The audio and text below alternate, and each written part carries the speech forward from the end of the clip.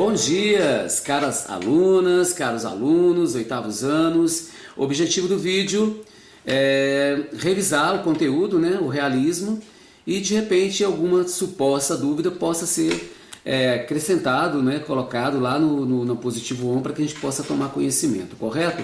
O realismo, ele foi uma tendência, um movimento artístico que aconteceu na segunda metade do século XIX, em torno de 1840, né? E é uma estética europeia que fundamenta-se na realização de obras artísticas, literárias e artísticas, das artes plásticas, artes visuais, tendo como um dos pioneiros o Edouard Manet, né, que também tem a ver com a corrente impressionista, mas as suas pinturas de paisagem e tudo mais. Então temos no Edouard Manet e no Gustave Courbet, que foi considerado assim um precursor, e com a obra dele, aquela obra O Desespero, O Homem em Desespero, como um marco inicial do realismo, correto?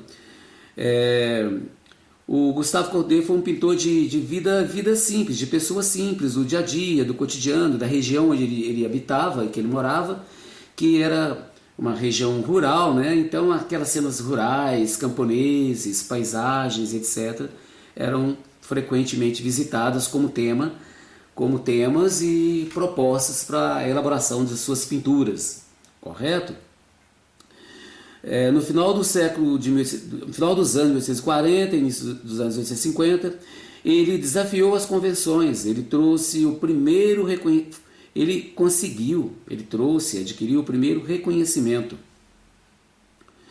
Ele utilizou a grande escala tradicionalmente reservados para as pinturas e temas tradicionais, né, temas religiosos, históricos, e ele usou essa escala na representação, na representação de camponeses, trabalhadores de forma livre, sem idealização alguma, correto? Bem naturalista mesmo. Nas décadas seguintes, suas pinturas foram de caráter político, né? Social, político, menos abertamente, secundariamente, ele também retratava paisagens, horizontes marítimos, cenas de caça, nus e naturezas mortas, mas prevalecendo as obras de caráter social, político, social, né? Retratando os camponeses, os trabalhadores da sua época. O Desespero, o autorretrato dele, né? Um dos famosos autorretratos desse período, do realismo, chamado Desespero, trata-se de um close-up, né? O close-up, apenas de rosto, com as mãos sobre o crânio, sobre a cabeça, né? De uma forma assim, expressando desespero, indignação e etc., né?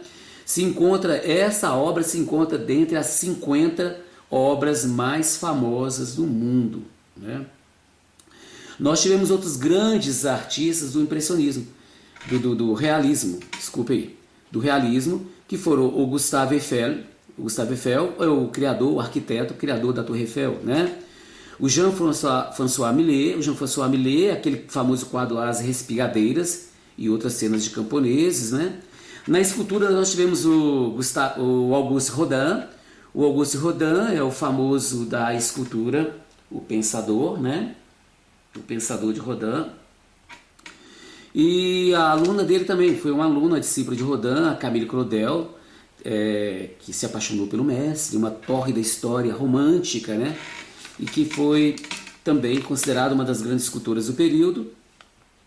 O século XIX foi dominado pela música, né? Musicalmente falando, não teve alteração, não teve mudança. O realismo manteve como estética musical aquela que foi adquirida no período romântico, no romantismo, que teve como grande idealizador, grande inventor, o Beethoven, né? Ludwig van Beethoven foi o mentor, com umas cartas que ele elaborava para Elisa, umas cartas românticas, né? Para a paixão da vida dele, que era Elisa. Então essas cartas aí serviram como pretexto, inspiração para o movimento romântico, né? Sucedido pelo realismo. E o realismo tinha como característica a objetividade, a rejeição de temas metafísicos como mitologias e religiosidade, e representações da realidade crua, nua e crua, as coisas como elas eram, são de fato, né? A realidade imediata e não imaginada. A politização, caráter de denúncia das desigualdades sociais, são bem assim evidenciadas nas obras de Gustave Courbet e de outros realistas, como os artistas brasileiros, né? Os artistas brasileiros como Machado de Assis, Raul Pompeia, Luiz de Azevedo na literatura. Nas artes plásticas brasileiras nós tivemos o Benedito Calixto, o José Pansetti e o Almeida Júnior. No que refere-se ao caráter social, também podemos considerar o Cândido Portinari como um pintor realista, mesmo sendo das vanguardas lá do impressionismo, né? Do impressionismo brasileiro, mas ele também tem um pezinho também na arte realista devido às suas representações de cunho social, correto? O período vinculado à visão, esse período vinculado à visão sonhadora e aos sentimentos de amor não se condizia com a realidade do romantismo. O romantismo se sobressaiu compositores como Beethoven, Frédéric Chopin, Richard Wagner, Francesco Verdi, Tchaikovsky e Debussy. Correto?